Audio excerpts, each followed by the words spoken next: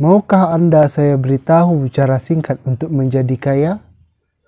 Maukah Anda saya beritahu cara yang paling mudah untuk merubah kehidupan miskin Anda?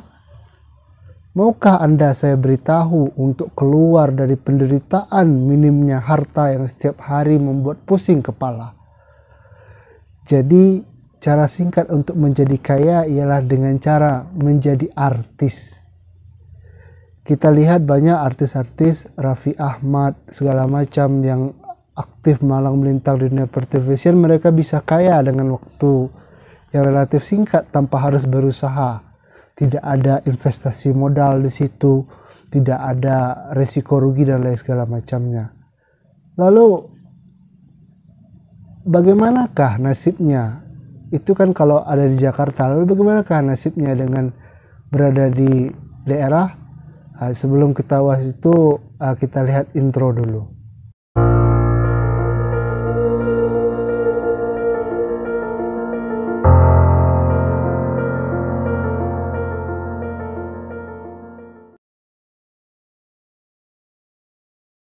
Assalamualaikum warahmatullahi wabarakatuh, sahabat Pelantarang Muda dimanapun berada.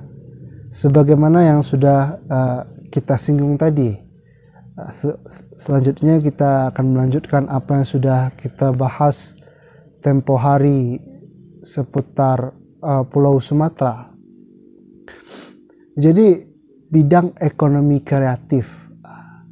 Bidang ekonomi kreatif merupakan salah satu bidang yang sebenarnya ini paling menjanjikan untuk merubah penghasilan atau untuk mendapatkan lebih banyak pundi-pundi rupiah.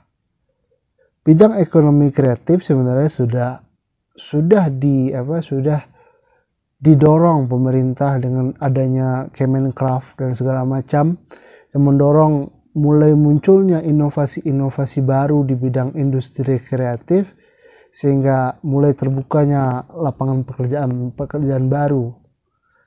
Lalu apabila kita berkaca bagaimana perkembangan industri ini, khususnya di daerah, misalnya di Pulau Sumatera, seberapa besar konsen atau fokus pemerintah terhadap musik-musik lokal atau terhadap film-film lokal, terhadap lagu-lagu daerah misalnya. Hampir sama sekali tidak ada perhatian ke sana. Di Pulau Sumatera mungkin hanya tinggal beberapa daerah saja yang musik-musik daerah atau lagu-lagu daerahnya itu masih banyak digandrungi. Misalnya itu di Provinsi Aceh, atau di Sumatera Utara, di Sumatera Barat, di Jambi.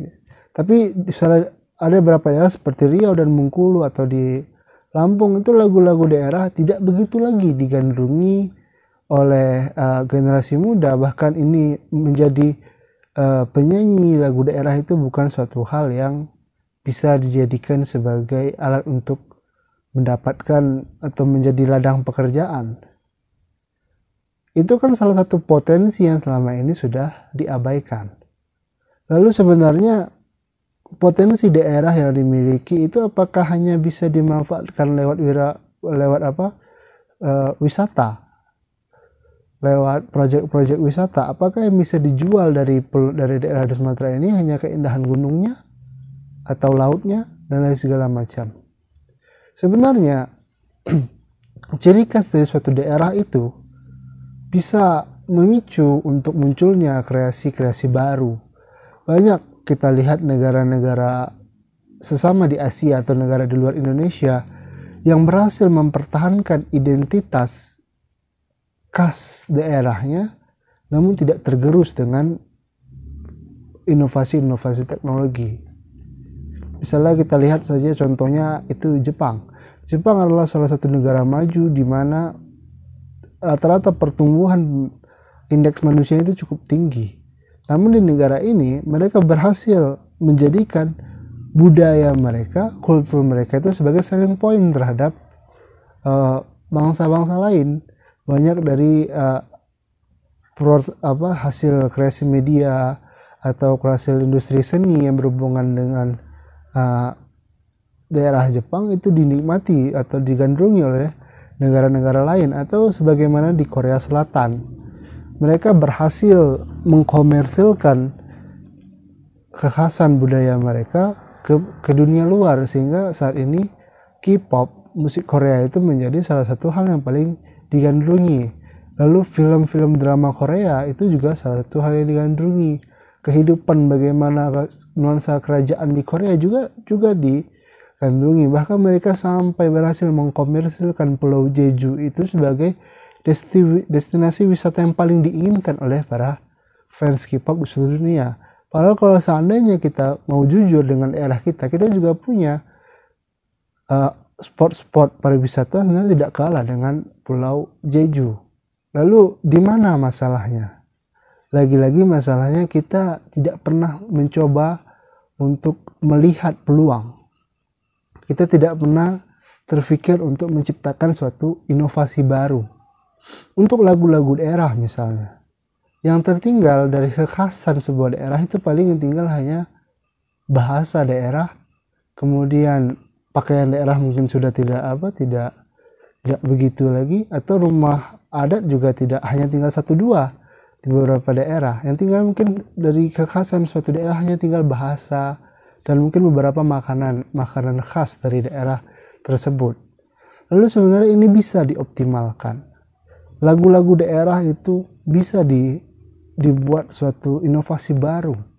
Untuk musik lagu Minangkabau misalnya, dibuat digabungkan dengan musik-musik lain, tapi tidak menghilangkan ciri khas dari musik Minangkabau. Banyak kita lihat di musik di negara manapun, ketika mereka coba untuk memodernisasi seni musik mereka coba menggabungkan antara perpaduan genre-genre musik yang sedang populer dengan khas dari daerah masing-masing, sehingga bisa terus berkembang dan maju, sehingga itu menjadi selling point tersendiri, menjadi hal yang bisa untuk dijual belikan.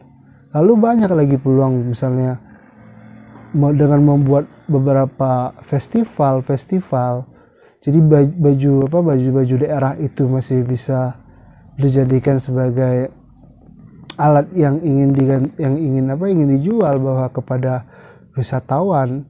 Misalnya contohnya di negara Jepang, kimono itu adalah yukata adalah pakaian yang biasa dipakai pada musim dingin dan musim panas. Lalu mereka berhasil mencoba melihat modernisasi sehingga pakaian yukata itu dipakai dalam festival-festival seperti festival musim panas, festival kembang api. Ya, jadi ada modernisasi di situ, sehingga budaya tidak ditinggalkan. Justru para pengrajin yukata masih mendapatkan hasil atau masih mendapatkan keuntungan. Begitu juga seandainya jika kita bijak melihat bagaimana mengoptimalkan kekayaan seni yang ada di Pulau Sumatera ini, mungkin bisa menjadi ladang seni, ladang penghasilan baru. Akan orang mulai berpikir bagaimana menggandakan pakaian-pakaian daerah tadi, sehingga dibuatkan suatu festival atau suatu momen di mana orang-orang beramai-ramai untuk mengenakan pakaian itu, sehingga itu menjadi nilai jual tersendiri. Dan masih banyak lagi hal-hal yang sebenarnya bisa kita eksplorasi untuk menjadi kekuatan ekonomi atau menjadi kekuatan untuk meningkatkan kesejahteraan kita di daerah-daerah ini. Pulau Sumatera tidak sama dengan Pulau Jawa. Mungkin di Pulau Jawa hanya ada 3 suku yang beragam. Ada suku Sunda, Jawa, dan Madura. Tapi di Sumatera kita punya banyak. Ada orang di Aceh saja sudah ada berapa suku. Ada suku Aceh, Gayo, Alas. Di Sumatera Utara pun ada beberapa suku, di Riau ada beberapa suku, Sumatera Barat ada beberapa suku, di Bengkulu dan hampir seluruh provinsi yang ada di Pulau Sumatera ini punya beberapa ragam suku. Dan sebenarnya kita masih memiliki kekayaan yang lebih banyak daripada di Pulau Jawa. Namun kenapa ini tidak bisa dieksplorasi untuk menjadi kekuatan untuk merubah daerah kita sehingga menjadi lebih baik? Mungkin itu yang bisa menjadi bahan renungan kita atau menjadi bahan diskusi kita pada hari ini. Jadi apabila ini hanya sebagai pendorong, lalu apabila teman-teman pelantas kalian punya pendapat lain atau punya usul-usul lain, mari kita diskusikan di kolom komentar. Itu saja, sekian. Assalamualaikum warahmatullahi wabarakatuh.